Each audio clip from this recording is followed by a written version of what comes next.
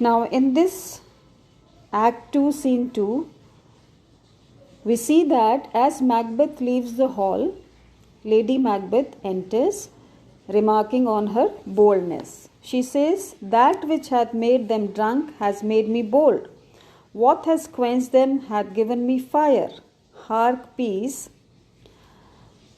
And she imagines that Macbeth is killing the king even as she speaks. Hearing Macbeth cry out, she worries that the guards or the chamberlains have awakened. She says that she cannot understand how Macbeth could fail. And she had prepared the daggers for the chamberlains herself. So she asserts that she would have killed the king herself then and there had he not resembled my father as he slept. Line 12 and 13. And then we see Macbeth emerges, his hands covered in blood, and says that the deed is done. Badly shaken, he remarks that he heard the chamberlain awake and say their prayers before going back to sleep. When they said Amen, he tried to say it, but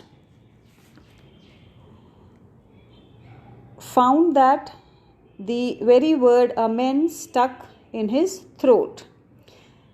He adds that as he killed the king, he thought he heard a voice cry out, "Sleep no more, Macbeth does murder sleep." Line 33 and 34. Lady Macbeth at first tries to steady her husband, but she becomes angry when she notices that he has forgotten to leave the daggers with the sleeping chamberlains, so as to frame them for Duncan's murder. Now Macbeth here refuses to go back into the room. So she takes the daggers into the room herself, saying that she would be ashamed to be as cowardly as Macbeth.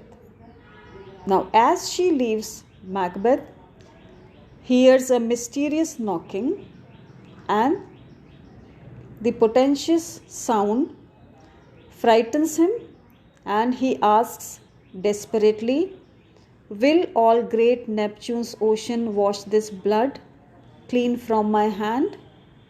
Lines 58 and 59. And as Lady Macbeth re-enters the hall, the knocking comes again, and then a third time. And here we see that Lady Macbeth leads her husband back to the bedchamber where he can wash off the blood. And what she says to him, "A little water clears us of this deed."